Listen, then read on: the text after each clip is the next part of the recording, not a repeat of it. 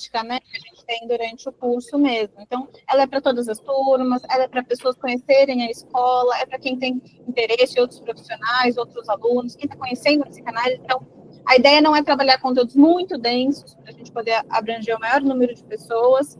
Então, todos muito bem-vindos. Por favor, tenha vontade. O bom é trocar. Quem estiver começando, quem já estiver nas últimas turmas, quem já tiver um percurso longo, quem estiver bem aprendendo o beabá, aqui que é pra cá. Tá ok, então. Muito obrigado, viu? Nada, que isso. O que vocês acham, gente? Vamos começar, então? Já faz uns 7 minutinhos que a gente está aqui, para contemplar quem chegou na hora, né? A gente vai dar início, então. Deixa eu compartilhar aqui com vocês.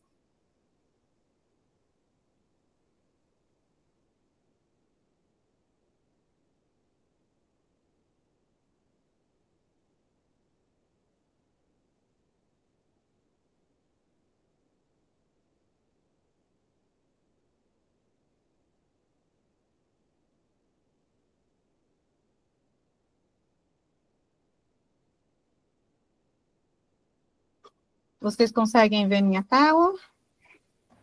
Sim. Então tá bom.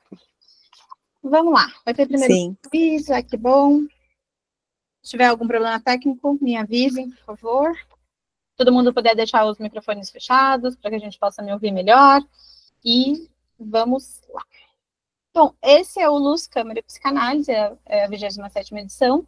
A gente tem várias outras edições que estão até vídeos no YouTube. Se você já assistiu algum desses filmes e tem vontade de assistir às aulas, tem algumas que estão lá no canal do EPC, no YouTube, então você pode ver essas aulas, você pode ir ver o que rolou já, o último, esse é a minha segunda edição de Luz, Câmara e Psicanálise, a última história de um casamento que eu fiz também. Antes a gente teve o professor Sandro, a professora Daniele, muito boas também as aulas dele, sempre acompanhei, particularmente eu sou suspeita, porque eu adoro cinema, eu adoro psicanálise, eu adoro que essas coisas confluam, acho que é um jeito muito legal da gente olhar para a teoria.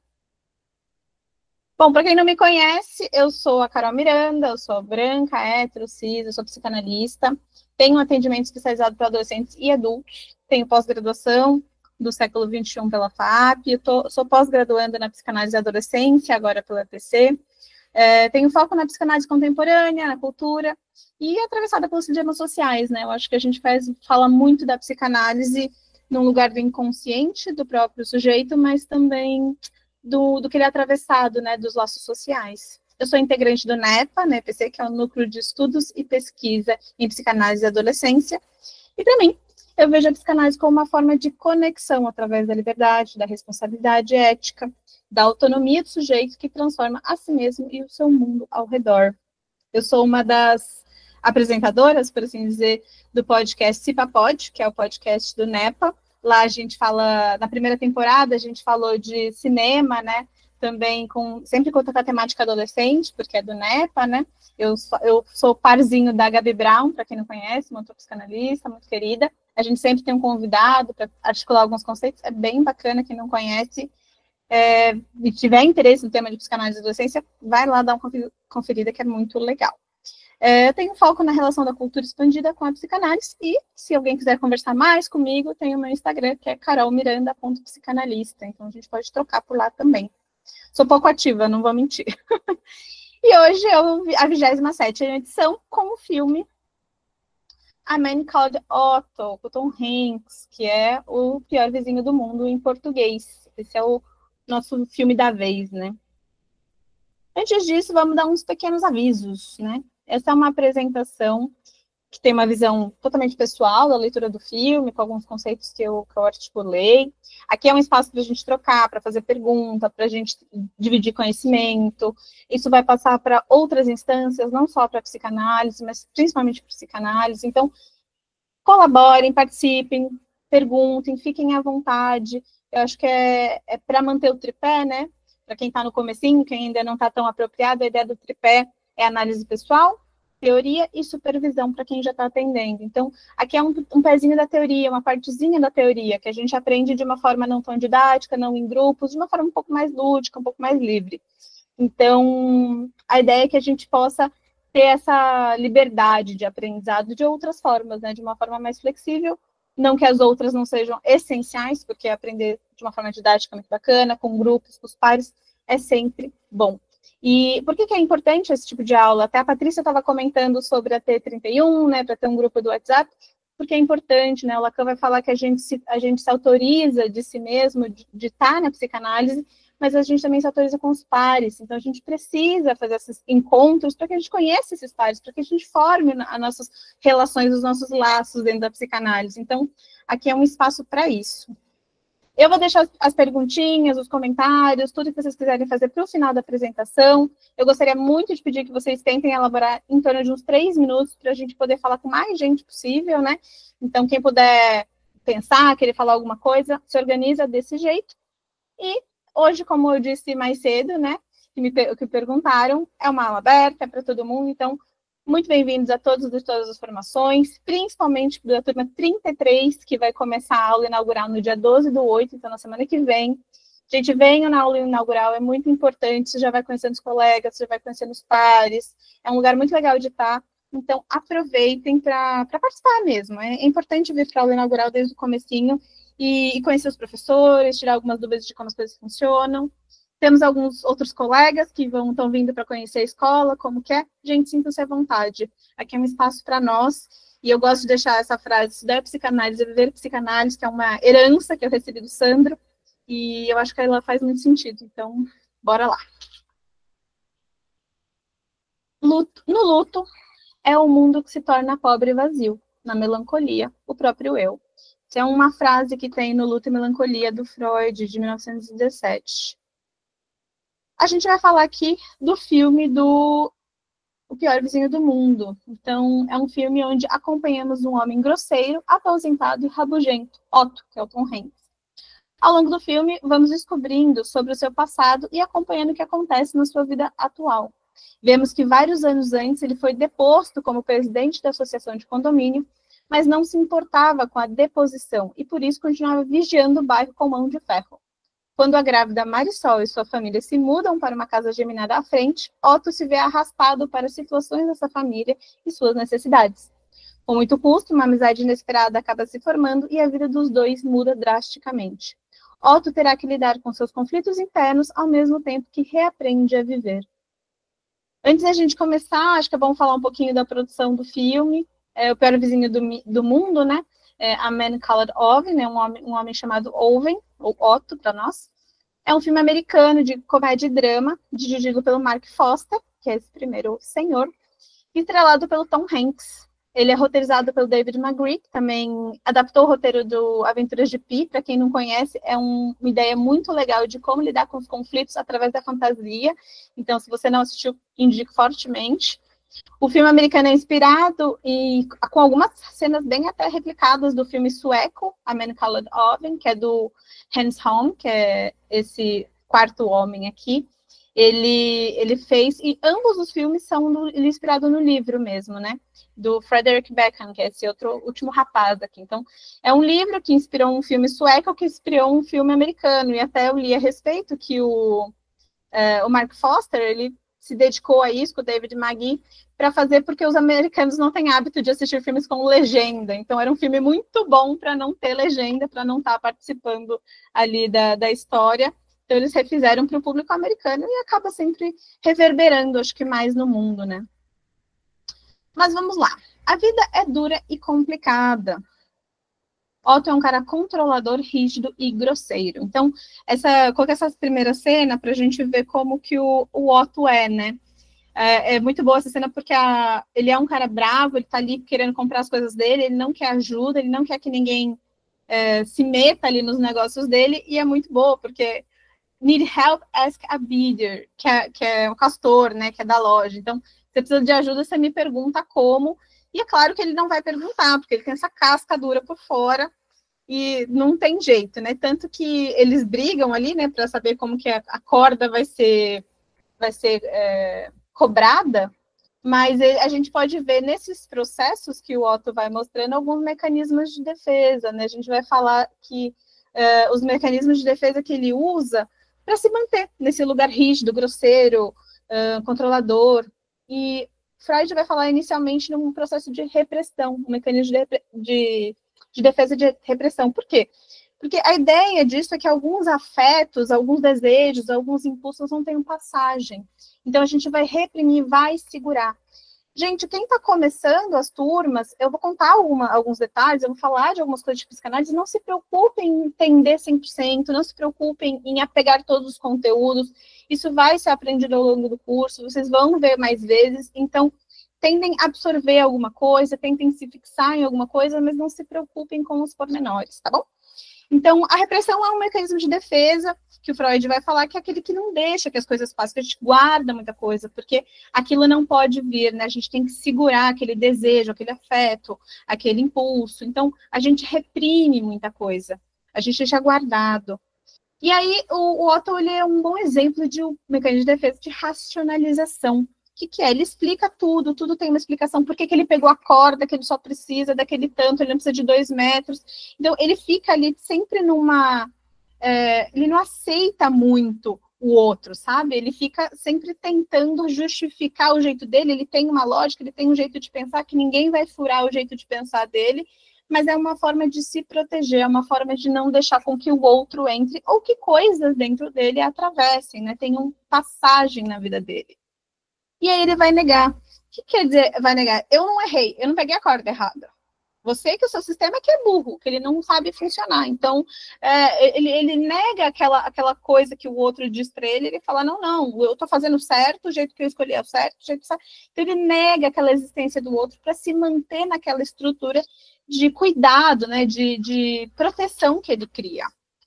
E aí a gente tem o deslocamento. O que é o deslocamento? Eu não tenho dificuldade de pedir ajuda. É você que é idiota. Não tenho dificuldade de ter a sua amizade. Então ele desloca, né? Não quer dizer que eu sou uma pessoa grosseira. Vocês que são todos burros. Então você vê que esses processos de defesa, né? Defesa do psiquismo, defesa do inconsciente dele, fica muito evidente quando ele vai lidando com as pessoas no mundo ao redor dele, né? Então, ele não é rígido, as pessoas que são sempre muito limitadas.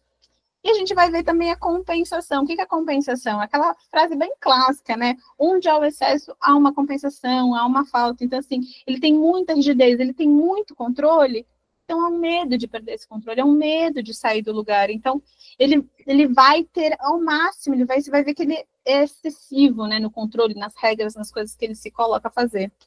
E, por último, o isolamento, né? O que é o isolamento? É separar esse pensamento dessa emoção. Ele isola, ele não percebe que existe uma conexão entre aquilo que a gente pensa, aquilo que a gente sente, aquilo que a gente age, como a gente faz. Aquilo são atravessados por lógicas, mas também são atravessados por emoções, são atravessados por sentimentos, por sensações, por relações. Então, tem um subjetivo todo que também nos atravessa e que, quando a gente está nesse mecanismo de defesa e de isolamento, a gente separa. Isso não acontece, né? E por que o Otto vive assim? O que a gente percebe é que o Otto viveu muitos lutos.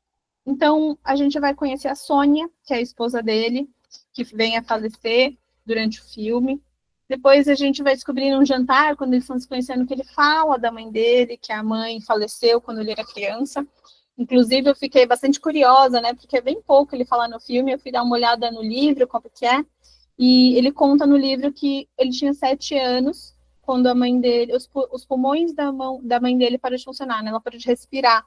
E ela trabalhava numa indústria química e fumava muito. Então, ela acabou falecendo por causa das questões do pulmão, que ele vai... Só que ele era muito pequeno, né? 7 anos e tudo mais. Depois ele fala do falecimento do pai. O pai era uma pessoa super quieta, ficou mais quieta ainda quando a mãe faleceu. Então, a gente já vê que a relação de parentalidade, né, aquela pessoa que cuida dele, que foi o pai, não era uma pessoa afetuosa, de muitas palavras, de muitas conexões, e a gente começa a entender por que o Otto é um pouco desse jeito, né, de onde que ele veio para ser desse jeito. E o único lugar de afeto que ele tinha com esse pai era onde? Era falar de carros, era falar de motores, era falar desse lugar. O pai dele tem uma frase assim que, se eu não me engano, era tipo, bons motores são confiáveis, sabe? Então, o que é um motor bem confiável? É uma máquina, é uma coisa previsível, é uma ordem. Então, olha só como tem a ver, como ele funciona, né? Eu tenho uma ordem, eu ter uma diretriz, eu ser previsível, eu sou confiável, né? Isso traz confiança em mim. Então, ele começa a ter a ideia do afeto, do que é afetivo, do que está certo, né? De como viver neste mundo através dessa visão que o pai ensina ele, que é o único lugar de contato que ele se conectava com o pai dele.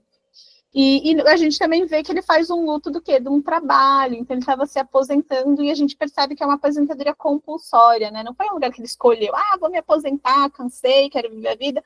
Não, foi um lugar onde as pessoas vão tirando as demandas dele, vão colocando ele mais para o canto, vão dando outras funções para as pessoas, ele vai treinando pessoas para ficar no lugar dele, até que ele fica sem função, até que ele se sente inútil naquele espaço. E ele trabalhava no filme ele fala, né, que ele trabalhava numa indústria de vergalhão, né, de construção civil, então é um lugar o quê? De máquinas, é um lugar de procedimentos, de processos, então ele era muito útil, o formato, a forma como ele é de viver no mundo era muito útil naquele lugar. E ele perder esse espaço de viver, né, de se expressar, é muito difícil. Quem que você é se você não é aquela pessoa que tem aquele valor naquele espaço? Depois ele fala de uma amizade que ele tinha com o Ruben, que ele também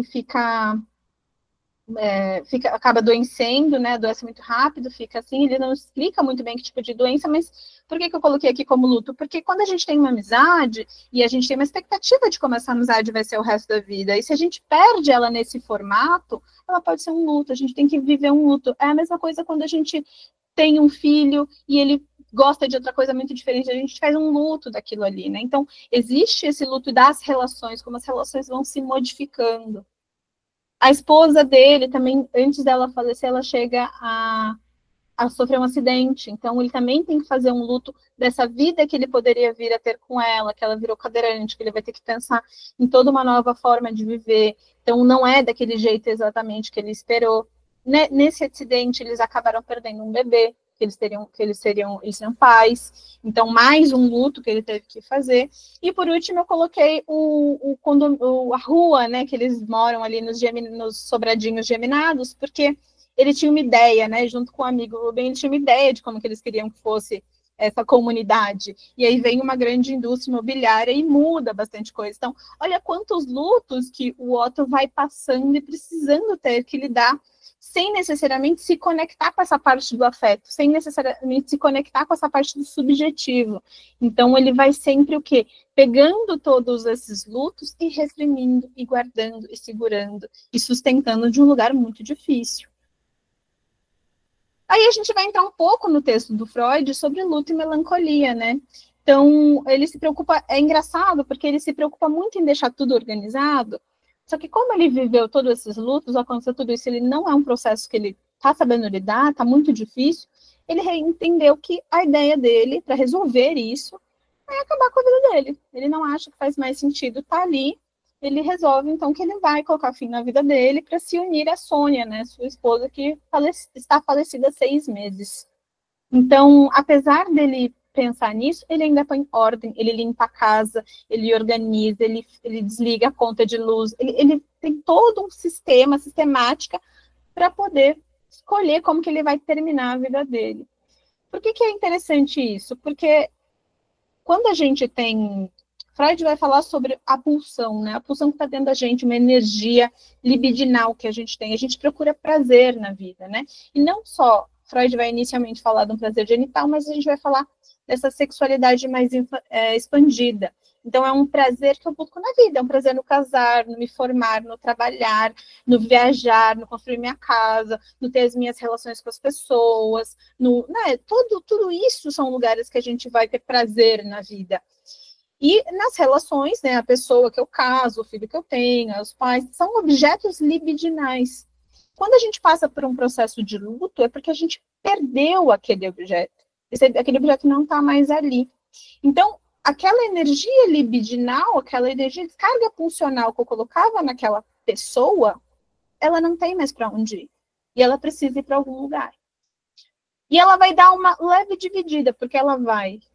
Ainda, mesmo que a pessoa não existindo, ela vai ficar um pouco ali, tanto que eu fico retornando, eu fico lembrando, eu fico, nossa, que saudades da pessoa e tudo mais, só que ela também retorna para mim. Ela volta para mim, por quê? que em 1914 o Freud vai elaborar um conceito de que o narcisismo, e não esse que a gente vê nas redes sociais, o narcisismo a respeito de nós mesmos, também é um objeto libidinal. A gente também põe força. Então, eu também cuido de mim, eu também quero as coisas para mim. O eu é um objeto de si mesmo.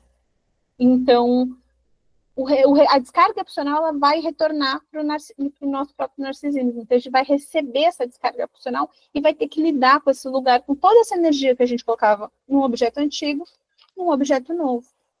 E aí a gente vai ter essas pulsões, né? Pulsão de vida e pulsão de morte. O que é? Essa pulsão de vida, ele pode dividir em autoconservação ou sexual, que é aquele lugar que eu busco prazer, ou eu cuido para me alimentar, eu faço as coisas para a vida, a pulsão de vida. A pulsão de morte, ela vai ser a mesma ideia de descarga libidinal, mas que ela vai para um lugar de completude, de finitude. Então, quando eu como muito, muito, muito, muito, eu falo, nossa, tô morrendo.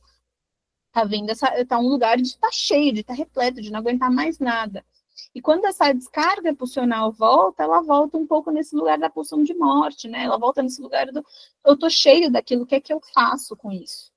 E uma coisa interessante que o Freud fala nesse texto é que, em outros, que ele fala sobre o conceito de amor, o contrário de amor não seria o ódio, né? O contrário do amor seria a indiferença. Por quê? Porque amor e ódio são faces da mesma moeda. Então, todos que eu amo, eu odeio em certa medida. Então, quando a gente fala de ódio, parece uma coisa pesada, mas é aquela... Quais são as pessoas que mais têm capacidade de tirar a nossa paz? São as pessoas que a gente ama. Por quê? Porque, em certa medida, a gente também tem ódio, tem desconforto, fica incomodado com aquela pessoa, de certa maneira.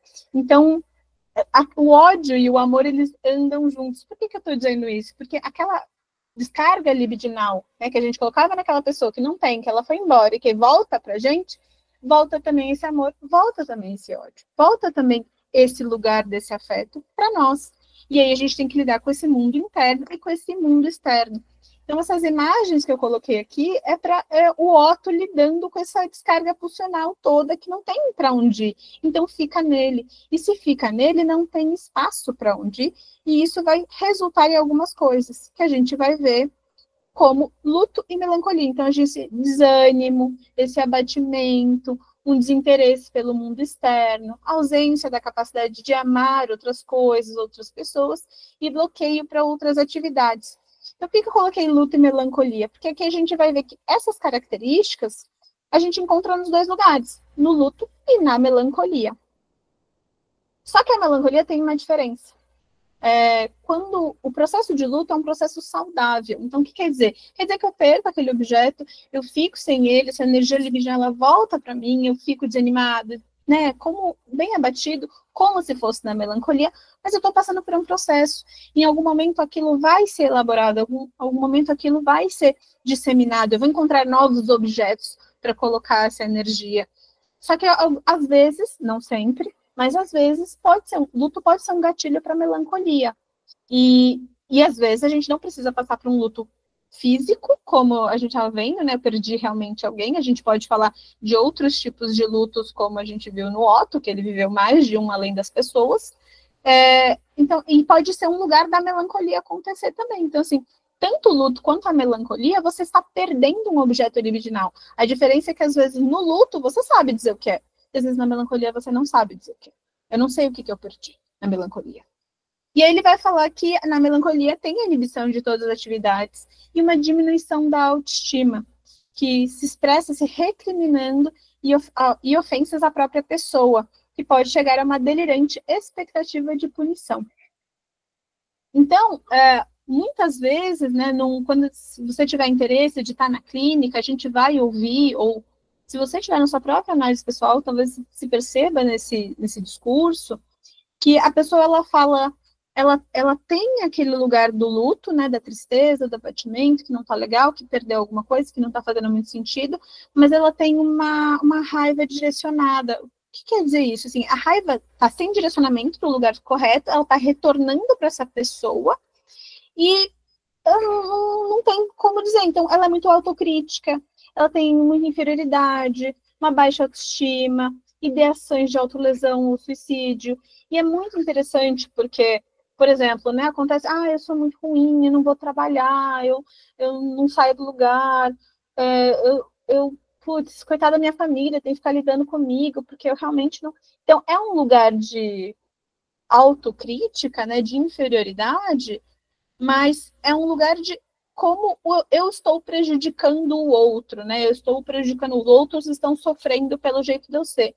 Ou então a gente vai ter uns discursos mais do tipo, eu não sou bonito o suficiente mesmo, sabe? Eu não consigo, eu não faço coisas boas mesmo, eu sou desse jeito, mas é um lugar de o mundo está sendo injusto comigo. Se o mundo não fosse assim, eu não tinha que pensar que eu não sou bonito o suficiente. De novo, por que eu tô falando? Por que eu tô trazendo esse recorte? Porque a gente tá falando de um discurso narcísico, eu tô falando de mim ainda. Eu não tô falando da dor, eu não tô falando do que eu perdi, eu tô falando de mim. E aí a gente vai perceber que isso é um discurso mais melancólico do que de luto. Do luto a gente vai falar do objeto perdido. Na melancolia, a gente não vai. E aí a gente vai ver que essa raiva na melancolia, ela acontece. Ela está direcionada à própria pessoa, né? A pessoa está em si mesmada, sabe? E aí o Otto, nosso personagem, vai procurar um jeito aí de resolver toda essa raiva que ele tem dentro dele, direcionada a ele mesmo. Tanto que ele percebe que a solução para a vida dele é essa. E ele vai tentar e não vai conseguir na maior parte das vezes. Na maior parte não, nenhuma das vezes ele vai conseguir, ele sempre vai ser interrompido, principalmente pela Marisol, que vai chegar na vizinhança e atrapalhar todos os planos dele.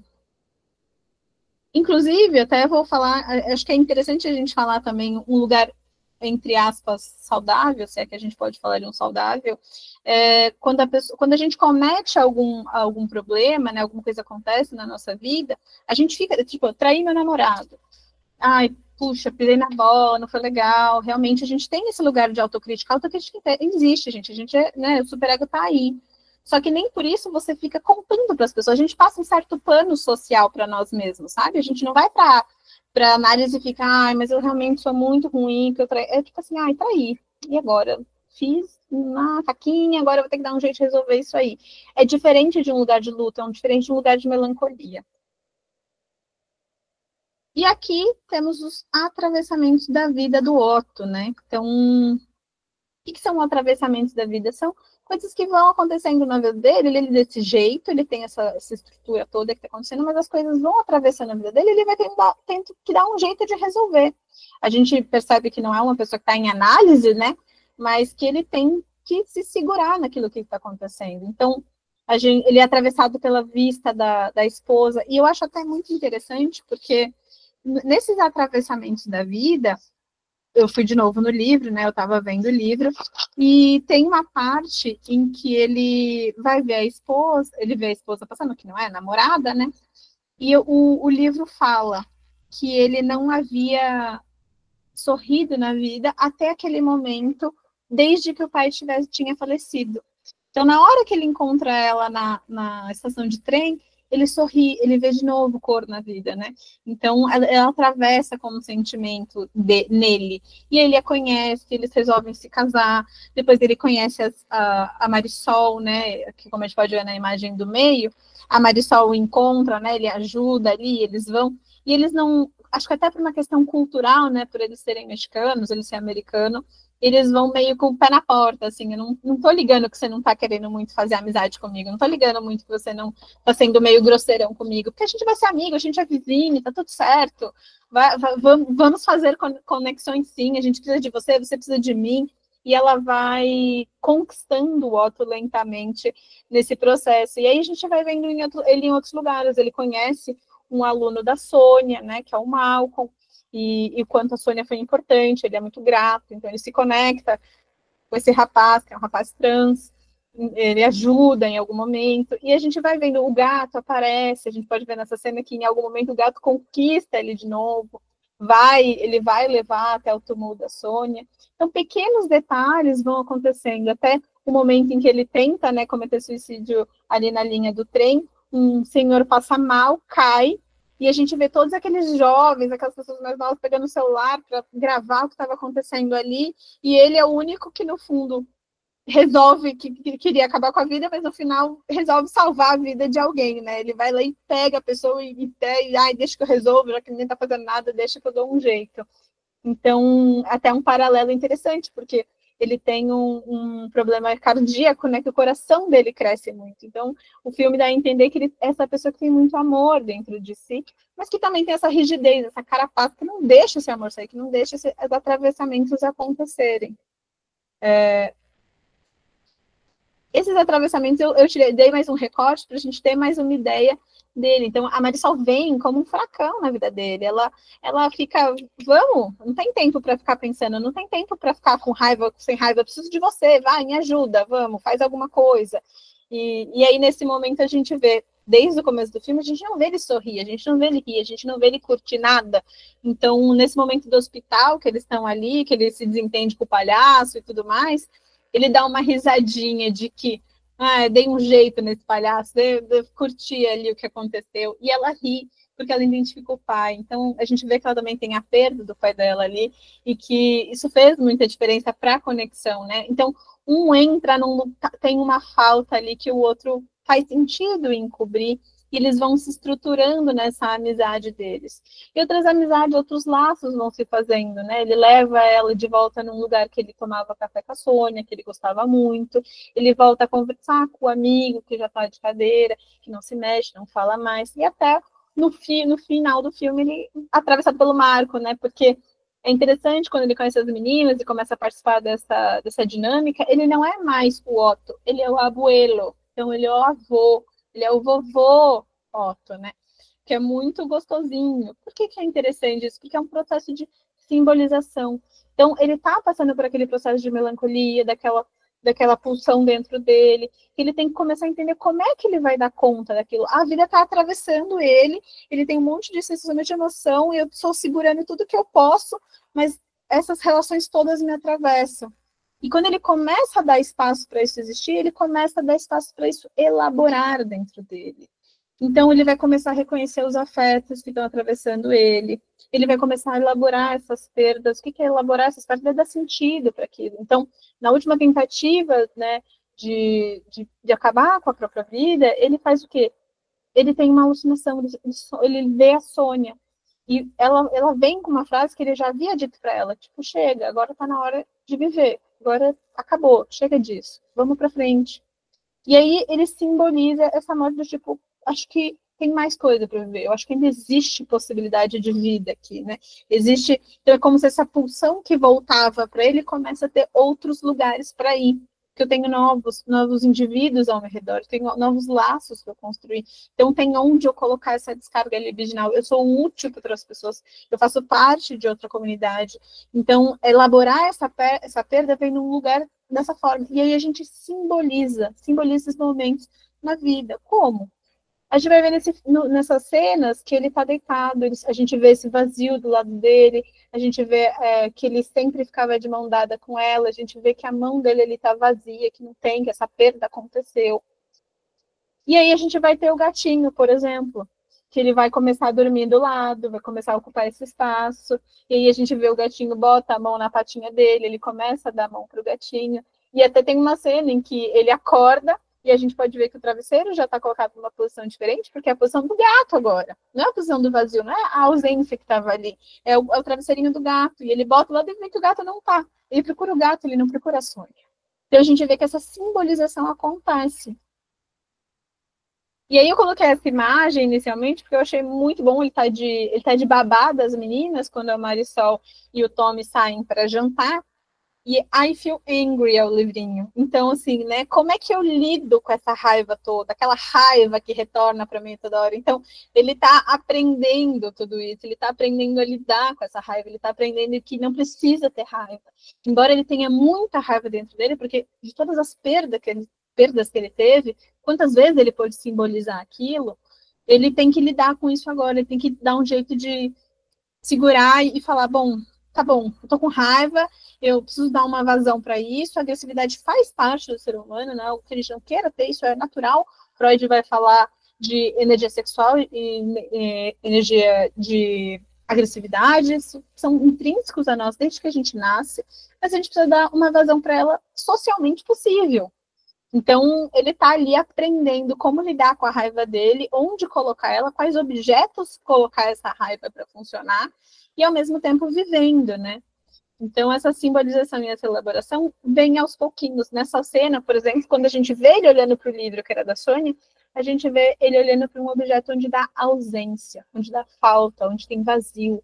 Quando ele vê a segunda cena, é o pote que a Marisol trouxe de comida para ele. Então, é uma cena de cuidado, de carinho, de atenção. É um lugar muito diferente.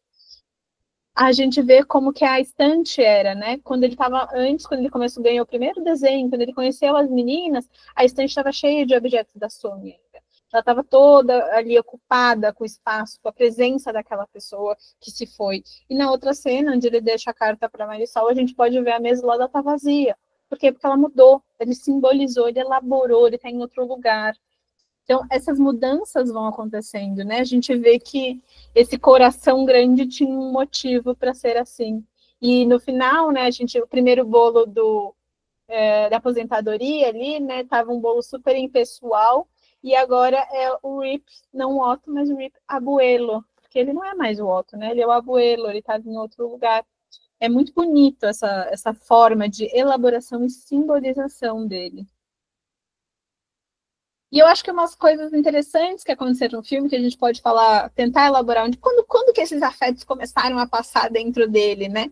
O filme inteiro se passa muito no inverno, né? Tudo está sempre nevando, tudo branco, tá todo mundo de casaco. A gente percebe que a ideia do filme, né? Ele tem uma fotografia bem azulada, assim. E aí, quando a gente vê alguns detalhes, a gente percebe quando o afeto pode passar. Então, quando ele está ensinando a Marisol a dirigir, e o cara fica buzinando atrás, ele deixa essa raiva sair. Ele direciona a raiva para um lugar que faz sentido ela sair. Que é o cara enchendo o saco, o cara não sendo respeitoso. E olha o sol que brilha atrás dele, né? Olha como o filme simboliza isso.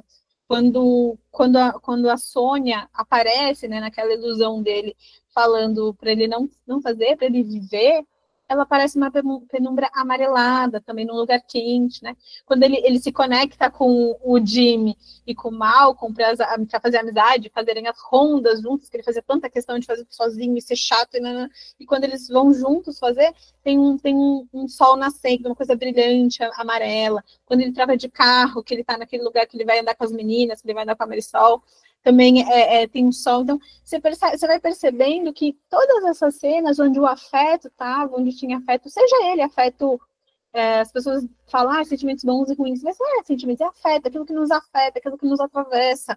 Todos os momentos, o filme deixou amarelado. E a última cena é a última quando ele parte, quando ele realmente vem a falecer por conta da questão do coração, que uma hora ia realmente não ter como funcionar. O coração dele ia falhar, assim como falhou do pai dele.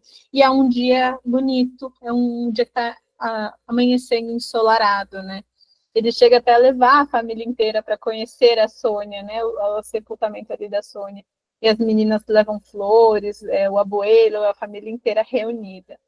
Então, eu acho que o que eu quis muito que a gente visse com essa apresentação, com esse lugar, é que o setting, para quem quiser estar no setting, para quem quiser ser psicanalista, ou para quem está em sua própria análise pessoal, que a gente consiga ver o setting como um espaço de escuta, né? Para que os afetos que não têm passagem nem direção tenham, que eles possam participar, né? Que o setting e a escuta possam ser espaços para os afetos que não têm passagem nem direção. Que o analista possa, através do seu desejo, sustentar o tempo, o processo e a elaboração das angústias e dos novos desejos dos analisandos. Então, esse processo de luta, esses processos de melancolia, eles não têm um lugar só para estar. Eles não têm um tempo lógico, né? Tempo lógico é o tempo do relógio, não é um tempo do relógio. É o tempo que a pessoa consegue, que ela demora para elaborar aquilo, que ela vai, que ela vem, que ela supera, mas que ela retorna. Então, a gente está nesse lugar de sustentar esse espaço para o outro, é muito bacana, é muito legal, é muito interessante de ver o processo de cada um. Então, que a gente possa, o nosso desejo de analista possa nos sustentar nesse lugar, né? E aqui são alguns textos de referência que eu utilizei para fazer a apresentação, se vocês quiserem mais saber sobre, me perguntem, mas Introdução ao Narcisismo, Luta e Melancolia, tem o Instinto e Seus Destinos, Além do Princípio do Prazer, Temos alguns lembretes também, que é, como eu disse, eu sou uma das apresentadoras do CIPAPod, que é o podcast do NEPA, com a Gabi Brown. A gente já tem 8 episódios, estamos terminando a primeira temporada, vai vir uma segunda temporada aí, aguardem. Mas quem não conhece, conheça. A gente fala de filmes, a gente fala sobre a adolescência. E, olha, tenho que admitir que é pessoal, é meu jabazinho, mas é um conteúdo muito legal. Quem quiser, por favor, fique à vontade e se assistir, me marca, comenta, me chama, pergunta. Eu adoro falar disso, para mim é super legal. E também temos os eventos. Não veio aqui o cartazinho do Sandro, mas é o podcast do Sandro, que ele tem um videocast no YouTube também, para quem tiver interesse, é do Sandro Cavalotti. A EPC, a gente está com programas de pós-graduação, para quem interessar em pós-graduação, vai lá, tem umas coisas bem legais no site. E para quem não sabe o que é o NEPA, que é o estudo de psicanálise, de pesquisa e psicanálise da adolescência, conheçam, é um espaço muito legal. A gente tem o GPA, que é o grupo, a gente faz parte, a gente tem dias de estudo, tem dias de construção, e a gente produz muitas coisas legais para esse universo, dessa psicanálise bastante contemporânea, né? Olhar o adolescente como sujeito de seu período, né? Do seu espaço de transição. Então, tem umas discussões bem bacanas. Para quem gostar desse tipo de clínica, eu vou adorar receber vocês lá. Olha lá. É isso, gente. Como é que vocês estão com isso? Vamos lá, vamos lá. Patrícia, diga. Eita, jura que eu fui a primeira? Ela levantou a mão, já foi escolhida. Bora lá. Eu quero trazer, eu sei que muita gente vai falar bastante coisa, então, para não ser repetitiva e nem me alongar muito, eu quero chamar a atenção para uma coisa específica, que são os sinais. Quando a pessoa tem essa tristeza profunda, essa melancolia, e as coisas não fazem sentido, e ela quer ir embora, ela sempre dá sinais. Claro, o analista, principalmente se é um novo paciente, obviamente, não é capaz de perceber isso, né? Não convive com a pessoa. Mas quem está vivendo com a pessoa, se observar, percebe os pequenos sinais, as mudanças de comportamento, de pensamento, enfim, as interações. E no caso dele, como a gente já começa a história com ele, com essa rigidez de pensamento, com essa, como você mesmo disse, essa carapaça endurecida,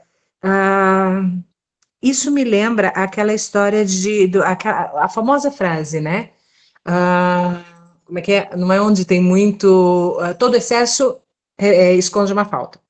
Então, assim, toda essa necessidade de ser o chato, o implicante, e na realidade é uma forma de afastar as pessoas, porque nem ele consegue olhar para as suas fragilidades, para as suas dores, então ele simplesmente se torna essa pessoa. Ele já vem de uma educação que sugere, né, essa forma mais rígida, mais fria de lidar com as coisas, mas a gente percebe nos flashes dele com a mulher que ele nem sempre foi assim. Então, esses sinais, eles são bastante importantes para a gente entender o que acontece com a pessoa ali naquele momento, porque é muito fácil a gente classificar. Essa pessoa é chata, essa pessoa é ranheta, ranzinza. Essa pessoa, provavelmente, é uma das que mais sofre, que mais tem dores ali dentro e não consegue lidar. No caso do Otto, ele já sabia que ele ia morrer. Ele já tinha o diagnóstico desde o início do filme. Então, assim, ele sabia que era iminente, que isso ia acontecer. E aí a gente percebe assim, ele está fazendo movimentos para abreviar isso, para acelerar esse processo. Quero morrer logo. Ele não quer morrer. O Otto não quer morrer. Por quê? Tudo tira ele desse lugar de ponto final.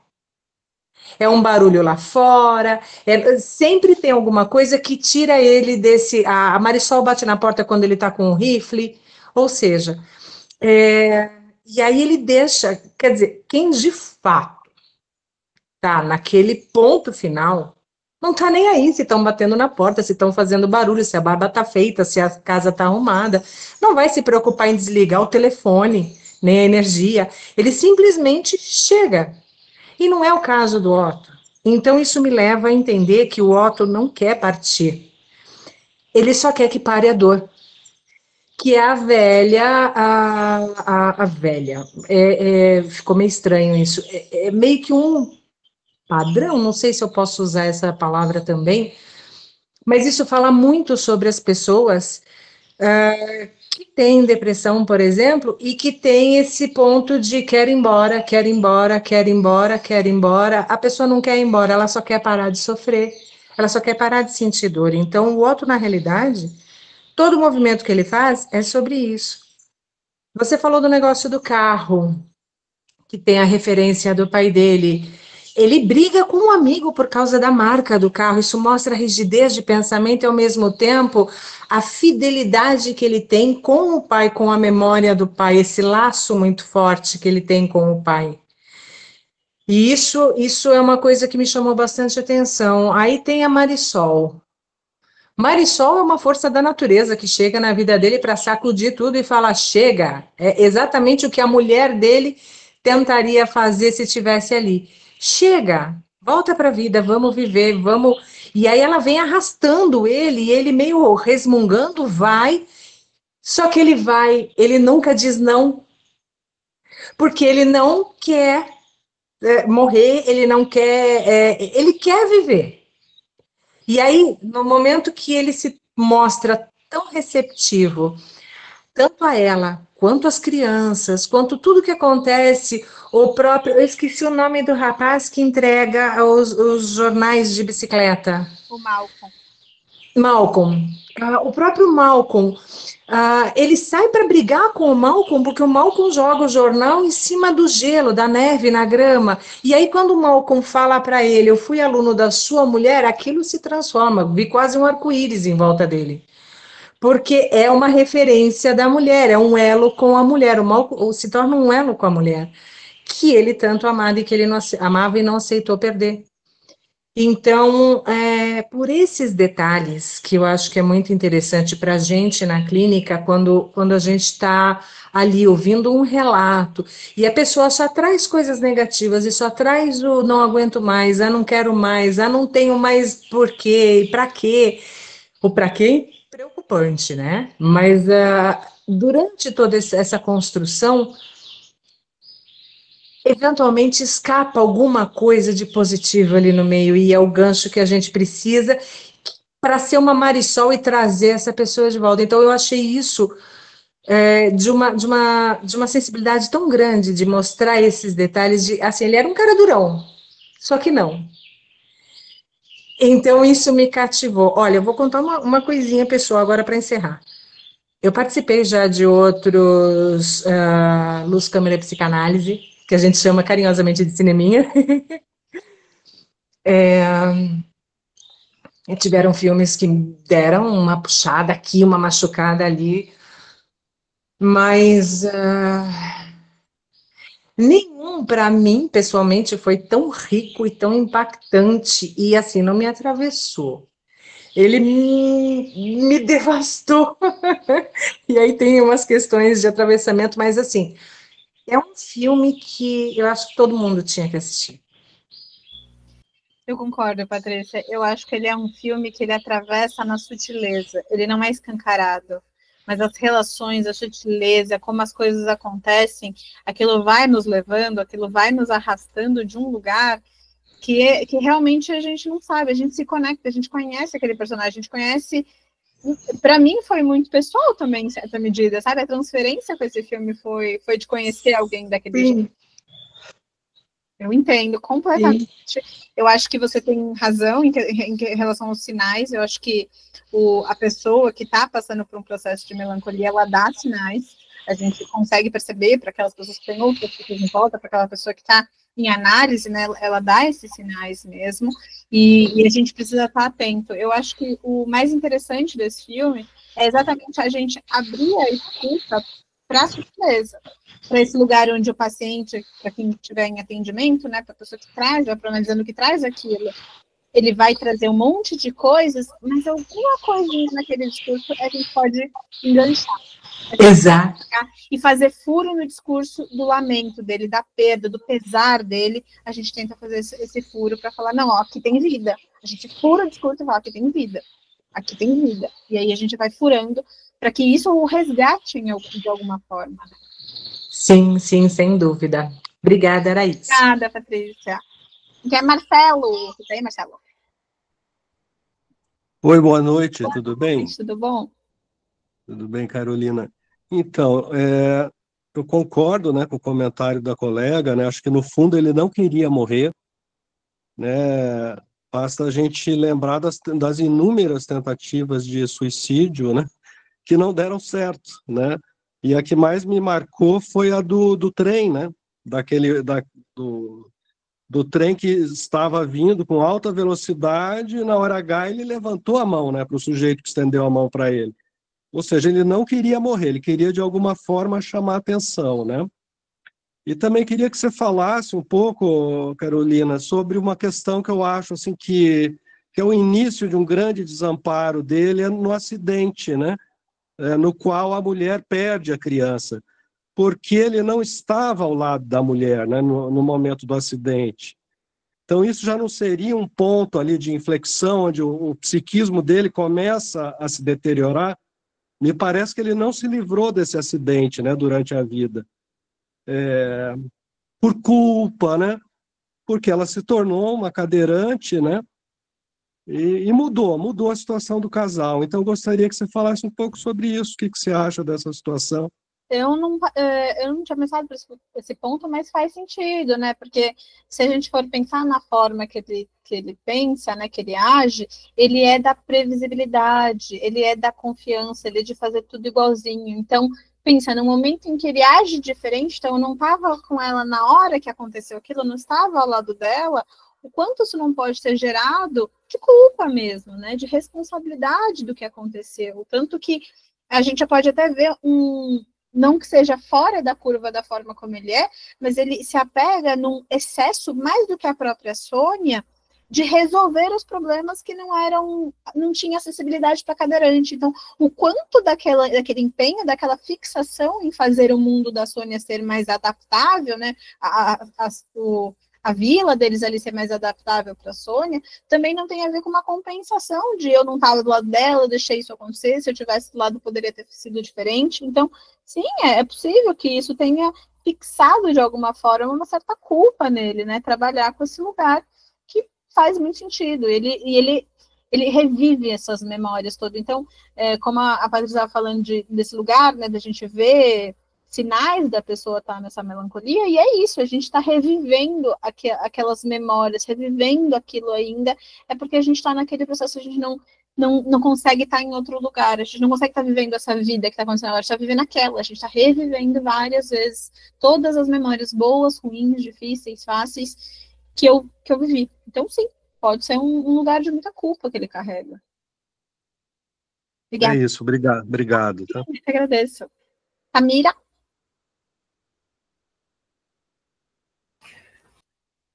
Boa noite, primeiro. Boa noite.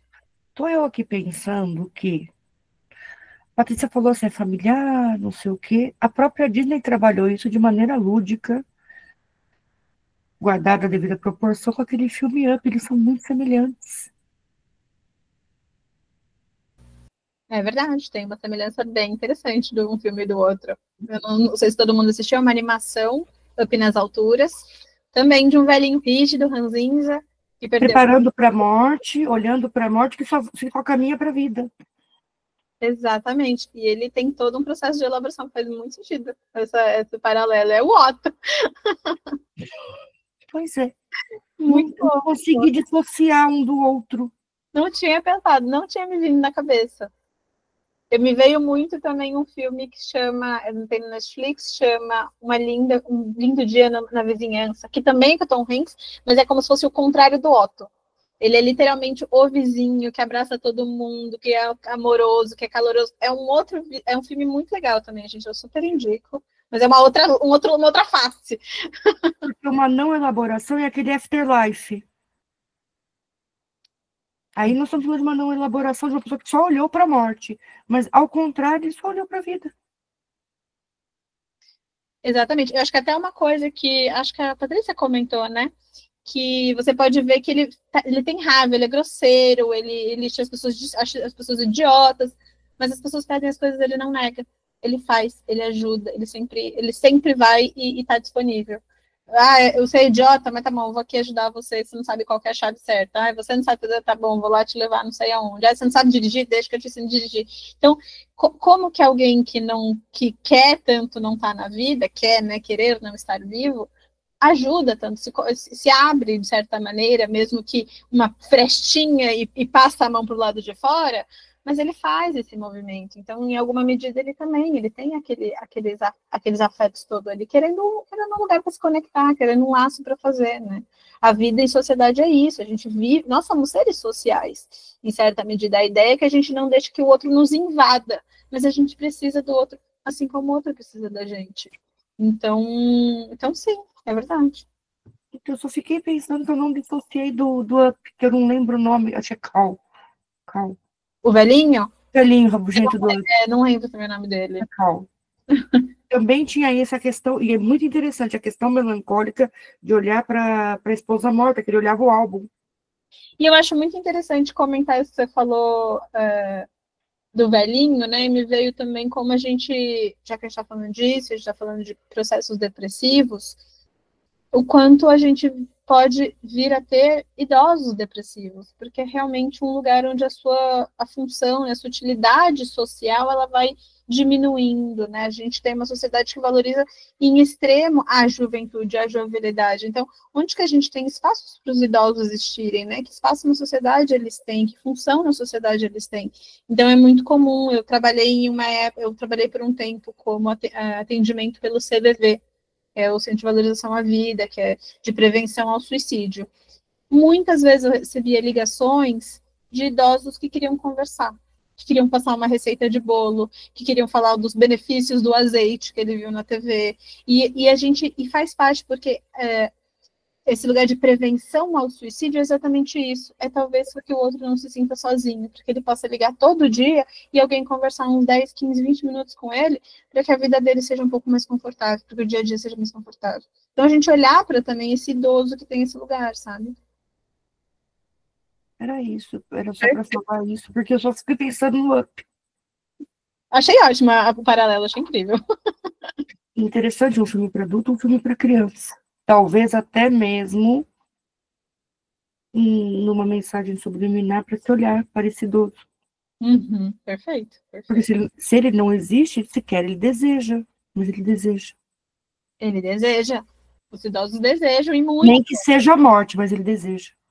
E é porque, né? Por que deseja essa morte, né? Então, tem uma clínica muito interessante voltada para idosos. Que tem uma peculiaridade, assim como adolescente a gente vai encontrar peculiaridades, né? A gente fala o sujeito do seu próprio tempo, então, que tempo é esse ser sujeito idoso? Então, é bem bom, assim, de a gente refletir sobre isso. Eu acho bastante válido. Obrigada, Samira. Quem que tá aqui? Tomás? Você? Oi, boa noite, Tomás. Boa noite, Carolina. Boa noite aos colegas. Carolina, parabéns pela excelente apresentação, pela didática. Aos colegas também, a riqueza dos comentários, né? Essa dinâmica, ela é maravilhosa, toda essa dinâmica. Vou dar uma de Otto agora aqui, vou cronometrar o meu tempo aqui, para não fugir. Então, dos comentários da apresentação desse filme, 3 coisas me chamaram muita atenção. Quando, na sua apresentação, você fala sobre o atravessamento da vida, né? E esse atravessamento ele se dá pelos encontros, né? E aí, na hora me veio, e fala de encontro com mulheres aqui, né? E da hora me veio a letra de um samba, até marquei aqui, de 1962, de Vinícius de Moraes, que fala assim: a vida é a arte dos encontros, embora haja tantos desencontros. Olha, se vocês tiverem a possibilidade de fazer a leitura da letra desse samba, é maravilhoso, e fala dessas relações de afeto, de tristeza, de perda, de alegria, fala tem um detalhe que fala que uma mulher não é só feita de beleza, ela é feita de tristeza e de alegria. Então, o nome desse samba é Samba da Bênção, 1962, Vinícius de Moraes. Enquanto você estava me explanando, isso me veio assim muito forte, eu achei muito rico essa explanação e essa colocação. Esse é o primeiro ponto. Ainda dentro do tempo aqui e do tema, a Patrícia ela falou uma coisa que eu achei extremamente interessante também, quando ela fala sobre a leitura de sinais, né? E aí eu vou fazer uma certa provocação desafiadora. Será que nós conseguimos ler todos os sinais, né? Eu acho que o grande desafio é a interpretação desses sinais também. É possível fazer essa leitura dos sinais, mas o desafio é a interpretação. E aí, Carolina, você faz uma fala, quando a Patrícia muito bem coloca, sobre a leitura dos sinais, sobre o furo no discurso, né? A gente pegar aquele time certo, né? Será que é agora? Porque, às vezes, assim, se a gente não ter o time certo do furo no discurso, da leitura dos sinais, a gente perde aquele momento ali, né? E, então, assim, muito interessante. E, por último, finalizando aqui, ó, quando o colega ele fala sobre que o Otto, em toda essa situação, ele continua servindo as pessoas, né? Ele vai ali... ele é interrompido pelas necessidades das pessoas, ele serve as pessoas, né? E aí eu lembrei de Lacan, né? Ele encontra o sentido aonde? No outro. Então, por que não ocorre, então, ele não consegue finalizar o ato final, ele não consegue encerrar? Porque ele ainda tem um pouco de sentido, o sentido de servir no outro. Então, tem uma chama lá, e isso vai se desenvolvendo, e é no outro que ele perdeu, que ele entra nesse estado, né, de tristeza profunda, de melancolia, mas também é no outro que ele começa a se reencontrar e ele vê o sentido da vida. Então era isso que eu queria dividir com os amigos, né, e obrigado, tá? Imagina, muito obrigada, Tomás, realmente sou suspeita, adoro o Samba da Bênção, então acho que é muito, muito bonita, né? Para quem não conhece, acho pouco provável que as pessoas não conheçam, mas quem conhece, curte, que é belíssimo. E eu concordo, eu acho que esse de novo, né, aquele lugar que a gente perde o objeto libidinal, mas em alguma medida a gente encontra ele de novo. A gente vai encontrar um novo objeto na nossa vida. Então, sim, em certa medida, a gente precisa do outro. A gente vê sentido através do outro. Porque é isso que é viver, é ser atravessado pelo outro. Seja este outro nós mesmos, ou seja este outro mesmo. Então, faz parte. A ideia, quando a gente fala do outro, né, o grande outro que o Lacan vai falar, é para que a gente não seja devorado por esse grande outro, né, dele ser grande demais a ponto de eu não poder existir, de eu ser assujeitado demais a ele. Mas, de certa medida, nós precisamos, nós somos desenvolvidos desde bebezinho dessa forma. A gente só existe, a gente só cria, a gente só vai existindo e elaborando para um novo eu, para este ego, a partir do outro, que é a mãe, que é o pai. Então, a gente precisa deste outro para existir, não existe existir sem o outro. Perfeito, muito obrigada. Kátia, tá por aí? Cadê você? Oi, boa noite. Bem com todos, espero que sim. Primeiro, né, Tomás, fantástica aí essa tua ligação aí com o Lacan. Eu tenho estudado um pouco sobre isso e realmente ali faz todo sentido, né? Porque o que eu percebo ali é que a mente dele é uma mente barulhenta, né? É uma mente que faz muito barulho ali, ele se irrita com tudo, ele quer, não sei se na verdade ele quer morrer, né? Talvez ele só queira deixar de existir, né? E com a esperança de que ele vá continuar a vida dele com a esposa, né? Que morreu. Talvez minha esperança é de encontrar você, então vamos continuar em outra vida. É uma ilusão, talvez, que ele cria, que ele fique alimentando, né, esse sentimento, né, mas eu acredito que ele queira realmente deixar de existir, não morrer, né, E a mente dele é tão barulhenta, só que o barulho da menina, meu Deus, fugiu o nome dela agora, da Marisol, ela é mais barulhenta do que a mente dele. Então o barulho dela acaba silenciando a mente dele, né? Ele começa a prestar atenção nela, na vida dela, na correria dela, e teve uma parte ali que mesmo nesse processo de luto dele, né? Porque que eu entendo que ele está vivendo ali uma fase do luto, né? Que tem a fase da negação, essa pulsão de morte, a raiva, né? Exatamente todo aquele processo, a barganha, né? Né? Que é aquele sentimento de culpa que ele tem, né? De ele não estar junto com ela ali na hora do acidente. Então, e se eu não tivesse ido, né? Realmente são coisas assim que eu acho que todo mundo passa por isso quando tem uma perca na vida, né? É um processo do luto mesmo. E é muito recente, faz só 6 meses que ela faleceu, né? Então essa pulsão de morte ainda está muito forte ali dentro dele, né?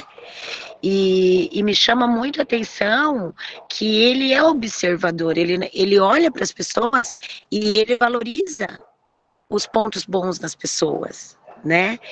Ele passa o filme todo criticando, chamando todo mundo de idiota, mas no momento em que a Marisol, ela se vê naquela situação lá, aprendendo a dirigir, se acha uma idiota, que ela é uma incompetente, que ela nunca vai conseguir, que ela nunca vai fazer, e ele olha para ela e fala, meu, olha quem você é, você pariu 2 crianças, você veio de outro país, você sobreviveu, você tá aí com força, quem é você?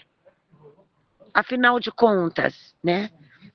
Se olhe, se ouça, né? Ele para assim, e ela começa a se ouvir também, a ouvir todo aquele barulho que tem na mente dela, ela dá uma silenciada ali naquele momento, e ela passa a confiar nela, ela tem tanta confiança nela com aquilo que ele falou, que ela vai embora, ela desenvolve e ela acaba se tornando ali uma excelente motorista, né? Por quê? Porque ali dentro dela tinha um conflito muito grande, né, dela com ela, não sei aonde que ela perdeu essa confiança, aonde que ela perdeu essa autoestima, aonde que ela desenvolveu esse medo, né, de aprender, de se achar incompetente, né, mas ali ele pegou o fio da meada ali, né, conduziu ela para ela se achar, para ela se encontrar no caminho dela.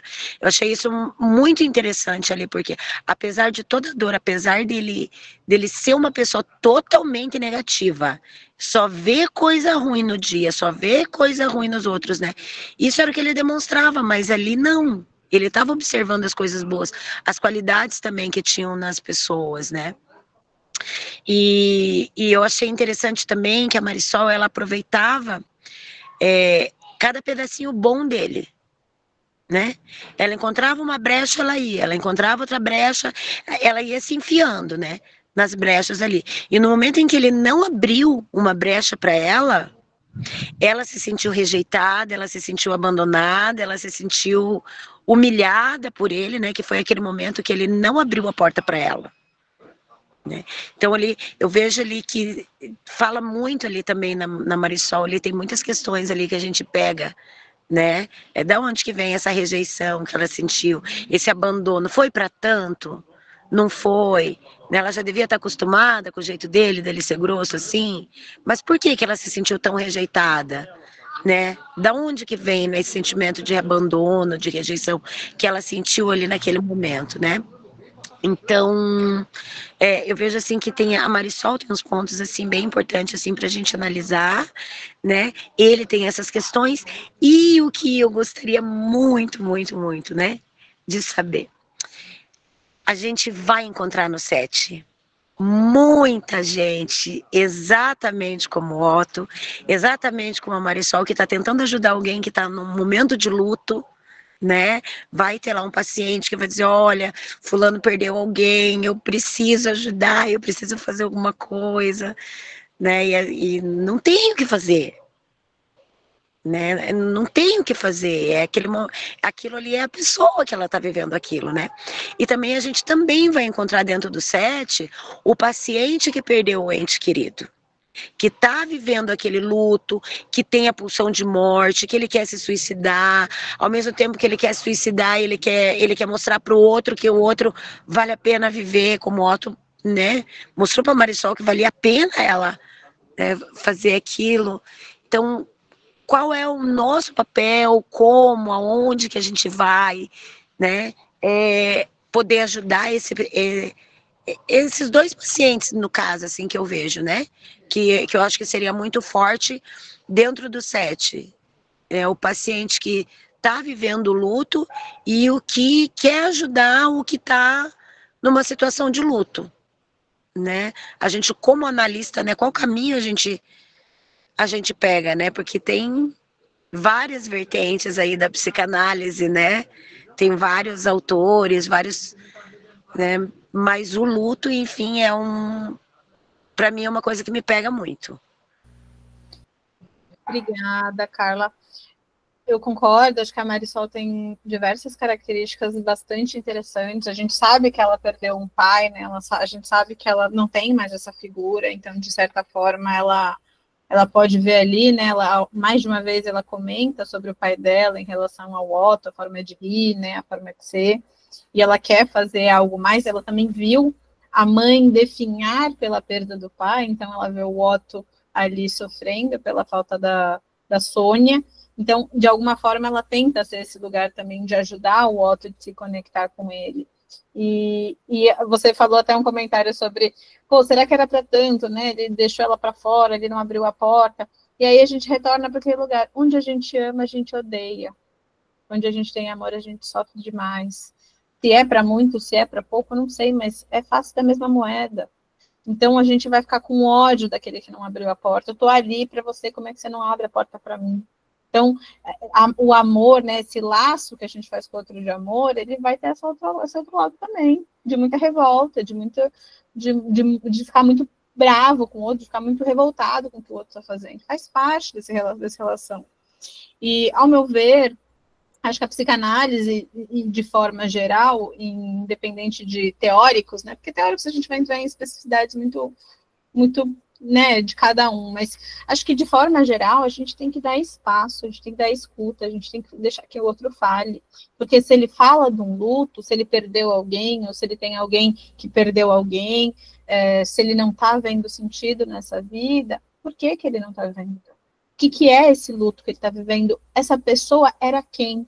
Porque quando a gente fala de perder uma pessoa, a gente não perde só a pessoa. Sinto falta da minha mãe, sinto falta do meu pai, eu perdi eles. Eu perdi um pedaço de mim. Porque a visão que aquela pessoa tinha sobre mim não existe mais. Então essa falta, esse vazio é muito grande. Então todas essas coisas têm que ser simbolizadas. E quando a gente fala simbolizar, é o quê? É falar sobre isso. É falar para dar contorno para esse negócio que está dentro de mim, que eu não estou entendendo, que eu estou triste, que eu estou lembrando das memórias, que está tudo confuso. Eu preciso falar, preciso botar para fora. E a gente precisa ouvir com muita paciência. Porque essa pessoa vai falar, ela vai falar de novo, ela vai falar outra vez, e aí daqui 3 meses ela vai estar, nossa, Carol, acho que eu tô bem, acho que é realmente a saudade agora, nossa, eu só sinto saudades. E aí, daqui 2 semanas, 3 semanas, ela vai estar de novo descendo a ladeira e falando, eu não vou conseguir fazer nada, porque essa pessoa não existe mais. E esse processo de cima, desce, a gente tem que sustentar. É aí que o desejo do analista entra. A gente sustentar as indas e vindas da pessoa, os altos e baixos dela, até que ela realmente possa estar mais apropriada, até que ela realmente esteja mais consistente nessa nova realidade que ela criou para ela, que ela simbolizou, que ela elaborou, que ela tem novos objetos libidinais, que ela vê sentido na vida, que ela possa olhar para a vida e falar, a vida é mais do que aquela relação que eu tinha, eu sou mais do que só o que aquela pessoa me dizia que eu era. Então, para a gente chegar lá, é escuta, é acolhimento, é espaço, é deixar falar, é deixar acontecer. Parece que é pouco, mas não é pouco, é muito, gente, é muito. Ouvir uma escutativa sensível, para que a gente possa fazer aqueles furos quando necessários, e sustentar quando for ter que sustentar, é bastante coisa. A psicanálise não trabalha por um lugar da sugestão, pelo um processo de... então se eu entrar numa aulinha de academia, depende de você conhecer uma pessoa nova, não é por aí que a gente vai, não é sobre isso. É perguntar, o que você acha que você poderia fazer mais? Você quer fazer mais outras coisas? Ai, a pessoa vem, né, depois de várias sessões falando, pô, acho que eu preciso, sei lá, acho que eu preciso de um pouco de casa. É mesmo? O que você gosta? O que você faria? O que você acha que poderia ser feito? E através daí, alinhavar, a gente tentar pelo menos alinhavar um desejo daquela pessoa. Pô, eu me lembro de uma aula que eu tive na pós-graduação, que o professor trouxe exatamente um caso que a pessoa não saía do lado do túmulo da mãe. Ele ia de manhã e ficava até a noite. E não saía do lado do túmulo da mãe. E começou a fazer análise. E vai, processo de luto, até que em algum momento ele fala sobre comida. Que a mãe cozinhava muito. E aí aquilo vai. E na hora que ele engancha naquilo, ele começa a falar de comida, ele começa a cozinhar, ele começa a levar coisa para o analista comer. Então, assim, a gente fala, não pode receber presente, Depende, gente, depende de caso a caso. A análise não é um prêt-à-porter, né? Não é uma coisa que a gente faz a toque de caixa. É artesanal o processo. Então, aquela comida que ele traz é específico porque que aquilo significa de algum jeito, é uma conexão, ele está ali elaborando, ele está ali simbolizando de algum lugar. Então, é muito particular, Kátia, desculpa. Mas eu acho que esse lugar, inicialmente, é o lugar da escuta, é o espaço. A gente tem que acolher, a pessoa tem que poder chorar, tem que poder ficar com raiva de quem ela perdeu, ela tem que poder sentir culpa e poder elaborar essa culpa, entender o que é culpa, o que não é. Então, poder falar já é bastante coisa. Não sei se ajudei. Pode falar. Ajudou bastante, entendi, peguei bem o gancho aí. E acredito, então, como você falou do caso lá do paciente que ficava no túmulo da mãe e começou a cozinhar. Então, isso também acho que foi o que aconteceu com o Otto, né? Ali. Ele queria morrer e, de repente, ele percebeu que ele ajudar as pessoas era algo que fazia manter ele vivo, né? Porque daí ele começou a ajudar Marisol, daí ele ajudou o casal de vizinhos dele que estavam ferrados, que iam perder a casa, daí ele ajudou o Malcolm, ajudou o gato, né? No sentido dele ali no caso, então, foi a comida do outro menino, né? Exatamente, ele foi conseguindo encontrar outras utilidades na vida dele, outros lugares para fazer sentido, outros espaços para existir, né? Então a ideia é sempre, conduzir não, né? Mas tentar pegar o furo ali para achar aonde que esse paciente vai encontrar o sentido da vida, né? Exato. De novo. Mas até esse espaço existir, ele demora. Primeiro, vai ser ações de luto. Sustentar esse sofrer mesmo. Até que em algum momento, alguma sessão, em algum momento, possa ser que ele traga esse lugar e que a gente esteja com essa escuta sempre atenta, para a gente poder não perder o timing, que nem o Tomás, se eu não me engano, falou, né, sobre não perder o espaço de fisgar para fazer esse furo, para falar, opa, peraí, isso aqui tem alguma coisa interessante para a gente falar. Vamos falar um pouco mais disso. O que você acha disso? Como é que é isso? De onde veio isso? Desde quando? E se interessar pelo que a pessoa está falando ali. Para poder desenvolver um espaço onde ela possa realmente falar daquilo, se apropriar daquilo, dar outro significado, simbolizar de um outro lugar e viver, né, a partir de algum lugar. Porque aquilo é um ponto de partida. Ela vai poder fazer outras coisas. Mas o nosso papel é estar ali, para ouvir. Para acolher o que dá para acolher, para fisgar o que dá para fisgar. E às vezes demora, às vezes é sessão a sessão. E de novo, né, é um caso muito particular de cada pessoa. Então, já tive, por exemplo, analisantes que tinham questões com autolesão. E aí de chegar a acordar com um paciente, e aí vai de manejo para manejo, não há um jeito certo, não há um jeito único de fazer, mas de acordar esse paciente, olha, quando você sentir, você me manda uma mensagem, você me liga, vamos falar um pouco, porque deve ter algo que precisa ser dito que não está sendo simbolizado, que não está botando para fora, para estar tão insuportável, e você está pensando nisso. Vamos tentar falar antes de você fazer? E funcionou, deu certo. Então, a gente vai por vias diversas, a gente vai tentando no caso a caso. Mas a ideia é dar vazão àquilo que está dentro. Porque se, da mesma forma como o Otto pensava em suicídio, algum lugar tinha algo que precisava sair, a dor era tão intensa, como a Patrícia bem pontuou, que não era uma questão de não querer viver, era uma questão de não querer sentir dor. Uma questão de não quero sofrer mais, eu tô cansado. Eu tanto luto na minha vida, engraçado, eu tanto luto, ou seja, tantos lutos, e eu luto tanto para estar na vida. Eu tanto luto para estar ali, que é difícil. Caramba, eu tô cansado. Eu não quero mais sentir essa dor. Né? Então, um processo de sensação. Ok, muito obrigada. Nada, que isso, obrigada por participar. Quem tá aqui é a Clarita. Clarita, tá aí? Boa noite a todos. Boa noite. Então, essa questão ali dele com o luto. Quando começou ali o filme, me parecia ali, de repente, essas visitas, esse mau humor dele, eu me questionei há quanto tempo, né? Parecia ser algo muito longo, muito tempo. Mas não, era algo recente, 6 meses, né? Aí, depois, decorrer ali, aí eu fui observando ali a questão, assim, os vizinhos falavam, cumprimentavam, mas tinha uma coisa deles procurarem ele quando precisavam. Né? Não tinha, de repente, o cuidado.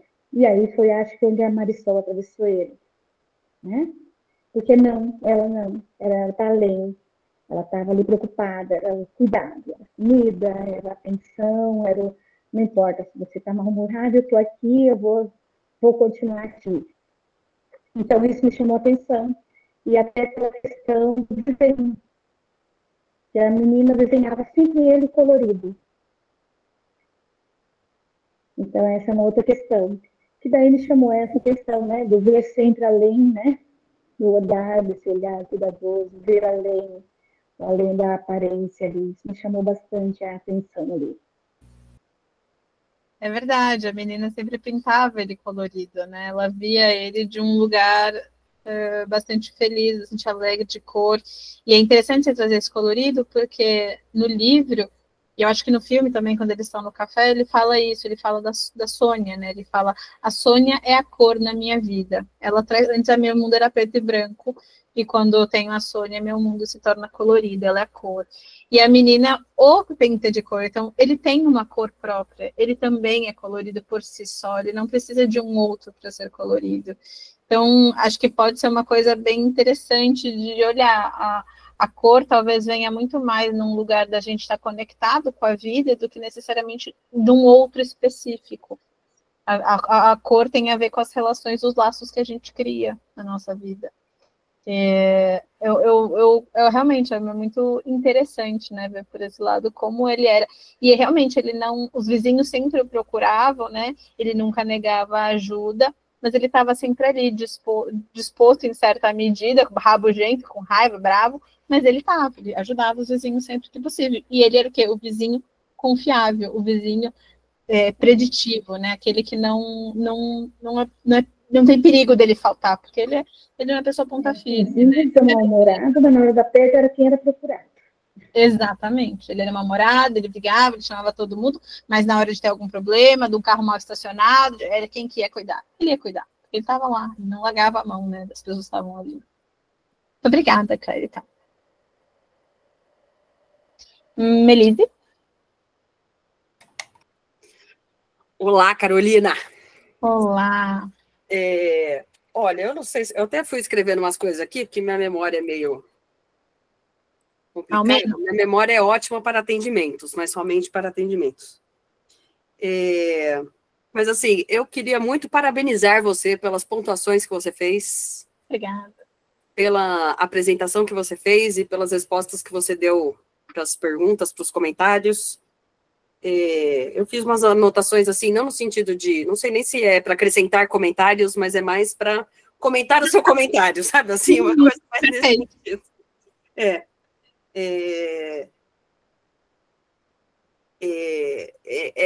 bem interessante essa coisa de que no luto seja ele... um parênteses que eu não assisti o filme, tá? Eu não assisti o filme, então eu tô aqui na vibe do luto, melancolia, tô pensando mais nessas questões e na clínica, enfim. É interessante essa coisa de que o objeto perdido, seja ele porque morreu, ou seja ele porque, sei lá, é uma casa, é um bairro, é uma faculdade, é uma adolescência, é um término de um relacionamento, seja lá o que for, tem sempre essa coisa do que você falou, que eu achei bonito, né, de que a gente perde um pedaço da gente mesmo. Que, nossa, dói, né? Nossa, dói, porque assim, não é só que eu perdi meu avô, é que agora eu não sou mais neta dele. Então é essa partezinha de mim que deixa de existir, e essa partezinha que nunca mais vai acontecer, só na memória. Ai, meu Deus, isso é verdade, eu tô contando fatos reais da minha vida, gente. Ai, sem emoções, mas é isso. Então, isso é uma coisa sobre o luto, né? Uma outra coisa que eu achei legal, que você comentou, né, que você trabalhou no CVV, e eu lembro que uma vez eu assisti uma... Nem era assim, nossa, uma longa palestra, eu já mudei de assunto, vocês viram, né, que é pra não chorar. Uma vez eu assisti uma palestra curta, né, era assim, uns 30 minutos, da Maria Rita Kel. E ela falou um negócio interessantíssimo sobre a depressão, que era isso de combinar com o paciente de, olha, amanhã você vai me ligar a tal hora. E tem tudo a ver com isso que você falou de, às vezes, a pessoa só quer conversar. Né? Às vezes a pessoa só quer que alguém a ouça, que alguém escute o que ela tem para dizer. Porque ela fazia isso com pacientes depressivos e era meio que isso, não era sessão, sabe? Não era sessão. Tinha sessão lá no horário XYZ, mas todo dia ela falava, sei lá, 5 minutinhos que fosse com o paciente no telefone, só para uma coisa, como se fosse uma marcação de eu tô aqui. E como isso já faz toda a diferença, né? E como também eu achei lindo, eu fui anotando um monte de coisa, eu achei lindo que você falou que psicanálise é artesanato, né? Artesanal. E como eu acho bonita essa coisa também da gente sair, de repente... Bom, não sei, né? Não sei quem está aqui, o que pensa, o que deixa de pensar, mas às vezes tem essa ideia meio de uma psicanálise muito ortodoxa, né? De que cara de nada, cara de paisagem, e não se envolva, e... Né, uma coisa assim, como se o Freud não fosse na casa dos pacientes, como se ele nem emprestasse os livros dele para os pacientes, como se não fosse uma coisa assim, né? E aí me chamou a atenção isso que você falou de... Veja se eu não estou me atrapalhando toda aqui, tá? Porque eu não tenho um monte de coisa aqui, já estou doida. De, às vezes, ter a sensibilidade de mandar uma mensagem. Né? Tipo, ó, tô aqui. Tá precisando de alguma coisa? Essa, né, de fugir dessa coisa ortodoxa de, não, é só na sessão, porque piriri pororó, mas às vezes você fala, pô, mas essa pessoa aqui eu sei que não tá muito legal, eu sei que hoje era um dia importante para ela, e me veio na cabeça, e sei lá, vou mandar. Como isso às vezes pode fazer a diferença na vida de qualquer pessoa, né? Não é só a gente sendo analista ou paciente, ou seja lá o que for. Achei muito legal também você ter falado da gente ter paciência. Ai, desculpa também se eu estiver falando muito, tá? Tomás, eu não consegui me organizar aqui em termos de tempo. Eu sempre falo isso, né? Quem tem que ser, a gente chama eles de pacientes, ou analisandos, ou analisantes, mas quem tem que ter paciência é a gente, né? Ainda mais com o caso de luto. A gente é que tem que ter paciência de ouvir de novo, e a pessoa falar a mesma coisa, e voltar no mesmo assunto, e repetir exatamente a mesma coisa, e às vezes não saiu do lugar, e às vezes o luto é em vida, né? Não necessariamente o luto é de uma... De novo, eu já estou viajando para fora do filme, tá, gente? Desculpa aí. Mas o luto também de alguém que ainda existe e que não te quis, e que daí é luto dobrado, né? Porque além da pessoa não estar mais com você, ainda tem a ferida de não me quis, a tal da ferida narcísica, né? Então, como a gente realmente tem que ter paciência de ouvir, e saber que às vezes vai ficar um tempão no mesmo lugar, e de como o tempo é muito relativo, né? Eu não vou lembrar agora quem foi, mas alguém fez um comentário assim sobre ser 6 meses. E de como, às vezes, a pessoa fala assim, nossa, você já terminou faz 6 meses, e você ainda tá nessa? E término, morte, né? Não importa, eu tô pensando em luto em geral, tá? Mas como tem gente que vai ficar 3 anos, 10 anos, 5 anos, 2 meses. Como isso é muito, muito, muito específico mesmo, né? Como realmente a gente trabalha com a subjetividade. Sendo morte, sendo término, seja lá o que for, a gente vai atender paciente que está 3 anos falando do ex-namorado e paciente que está, sei lá, 3 meses falando do avô que morreu. E que, de repente, já conseguiu elaborar, porque o vovô estava velhinho, né? Então, era uma coisa mais esperada.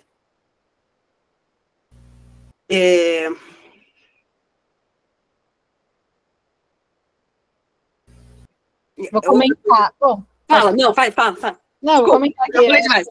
Acho que tem alguns pontos que são legais, assim, da gente falar. Como a gente, quando a gente fala de uma psicanálise ortodoxa, né, e a gente vai pensar no Freud, né, do jeito que ele era, mas também pensar analisando os analistas da época e tudo mais, a gente tem esse lugar, só que ao mesmo tempo a gente está falando do sujeito da nossa época, né? A gente está falando com a galera que está aqui, está no dia a dia, está na contemporaneidade, é o cara que está na rede social, que tem WhatsApp, que manda e-mail, que tem uma vida extremamente de ligação, a gente tem um excesso, né, de conectividade.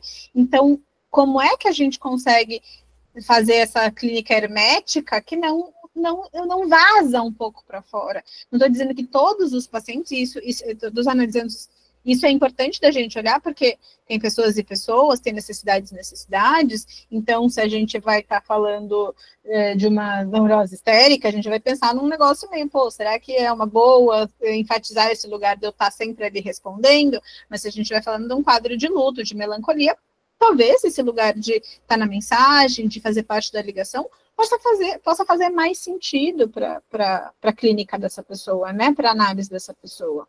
E a gente vai saber isso, não é todo mundo que se embrenha nisso, mas a clínica da adolescência, cara, é mensagem, ele vai mandar mensagem de madrugada, ele vai mandar áudio, ele vai mandar meme, ele vai mandar um monte de coisa, assim, ele vai mandar o dia inteiro, assim, às vezes vai mandar muito, às vezes não vai nem te responder, às vezes não vai nem falar que não vai para análise, não aparece, não responde, você não sabe nem o que aconteceu.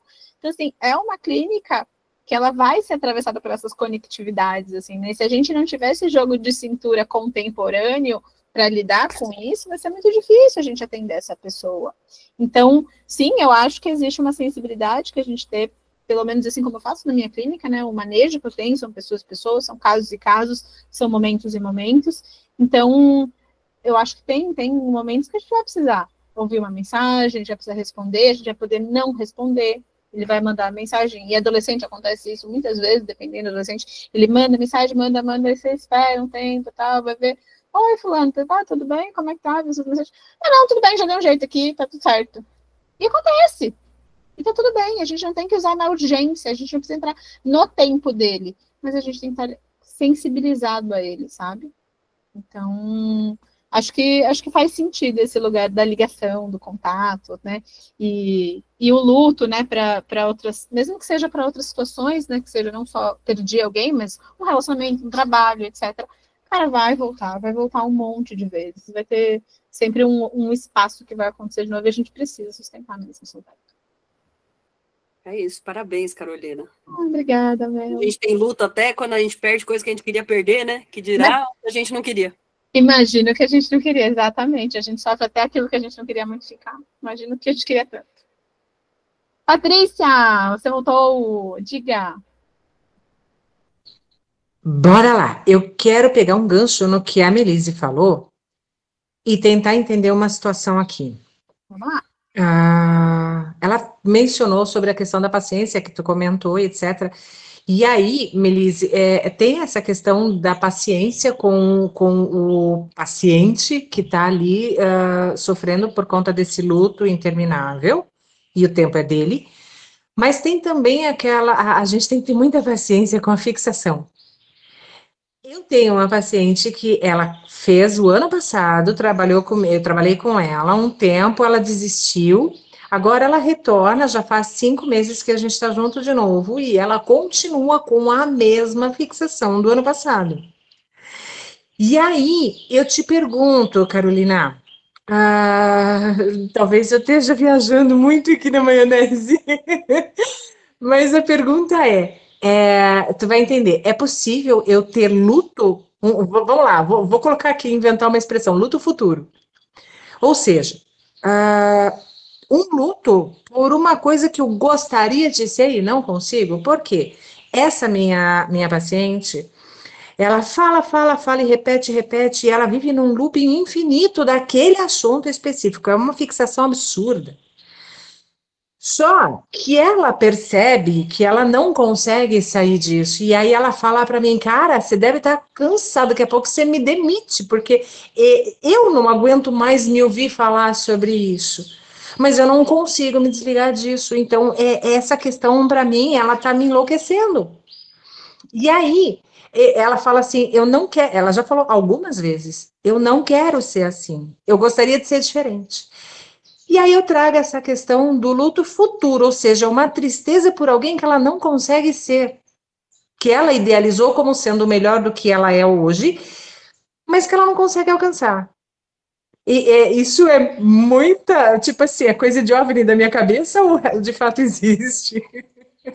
Olha, luto futuro, realmente nunca ouvi falar, mas que é uma impressão bem interessante. Mas eu inventei isso agora. Eu queria sobre esse lugar do eu ideal, do ideal de eu, sabe? Então, o quanto é necessário, por que ela está tão fixada nessa fantasia de ter que ser dessa forma? Só tenho valor se eu for neste lugar. O que esse lugar tem de tão valoroso que eu não posso alcançar agora? E por que ele é tão especial? E por que eu tenho que me apegar a isso? Por que eu não tenho direito de viver, de aproveitar, de me conectar em outras coisas se eu não for ali? Porque a gente só tem o que a gente tem. Até tem uma expressão muito boa. Às vezes a gente faz as coisas, a gente anda com o carro com o pneu, e troca o pneu enquanto ele está andando, porque é o que vai te dar conta de fazer. Às vezes dá tempo de parar, trocar o pneu, escolher o pneu bonitinho, pra gente, às vezes o que dá certo é a gente continuar fazendo e trocando o pneu na hora enquanto está dirigindo. Então, por que será essa fixação, né, nesse ideal? Não. A fixação não é sobre como ela gostaria de ser. A fixação tem um alvo, tem um tema específico. E aí, nos momentos que ela não fala desse tema, que a gente fala de algum outro assunto, aquelas janelinhas que abrem que a gente vai para outros assuntos, para outros mundos, e ela se conscientiza, ela fala, cara, ela não fala especificamente assim, eu que estou usando agora o termo, mas ela é meio que assim, existe mundo, existe vida além do que eu estou vivendo. Então, ela se conscientiza que ela tem uma fixação e ela alega que ela não consegue se desligar, porque ela fala que ela vai fazer, mas aí ela acaba não fazendo do mesmo jeito sempre, ela fica no repetitivo, ou seja, ela não tem a fixação por ser alguém diferente. Ela gostaria de não ter essa fixação e ser uma pessoa diferente. Entendi. Ela não queria ter essa fixação para poder ser essa pessoa que ela não é. É porque ela tem a consciência do sofrimento que o que ela vive hoje lhe causa. Só que ela não consegue sair disso. Então, é isso que eu queria entender. Se isso se encaixa nessa angústia, nessa agonia de eu quero sair disso, mas eu não consigo. No luto, eu não sei como a gente poderia ver, mas eu acho que a gente poderia ver como o Lacan diria, que gozo que tem nisso. Que gozo eu tenho nisso. Aí eu já caio no prazer da dor e nas recompensas e tal. Então, alguma medida nós somos sádicos, nós somos masoquistas. Por quê? Né? O que é que tem aí que a faz gozar desse lugar de sofrimento? O que pois eu deixo nesse lugar?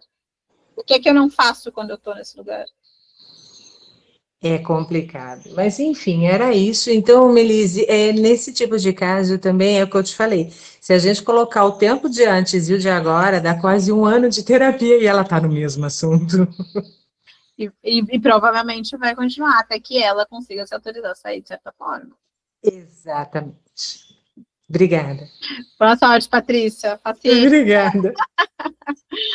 Mas...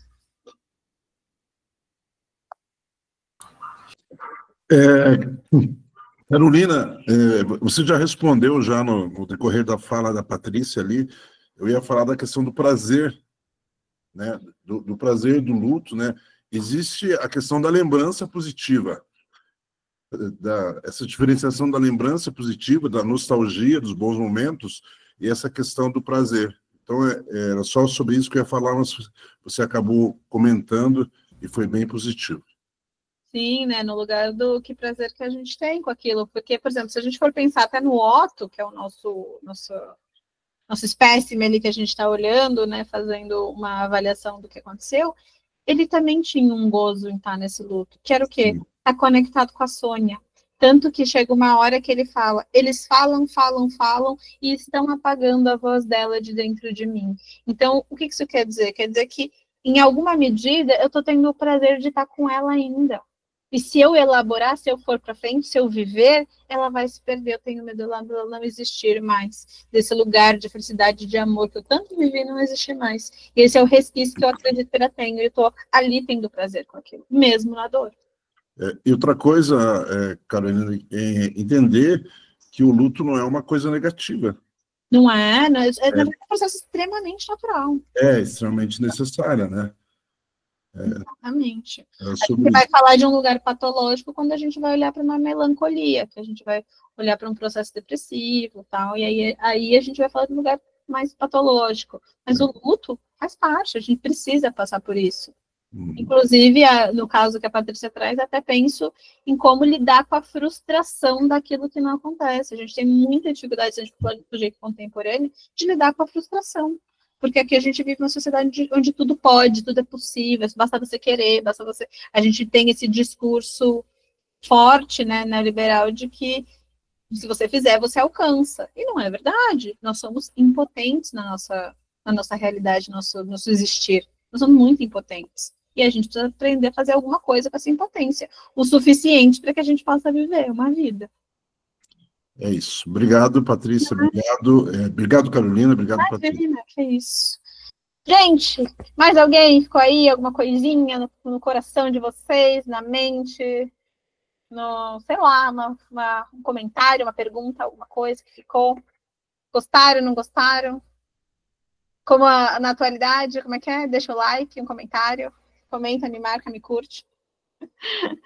É isso, gente. Muito obrigada pela presença de todos. Muito obrigada pelo espaço, por ter reservado essa segunda-feira à noite aqui, que não é fácil, mas estão aqui. É muito desejo de estar falando de filme, de psicanálise.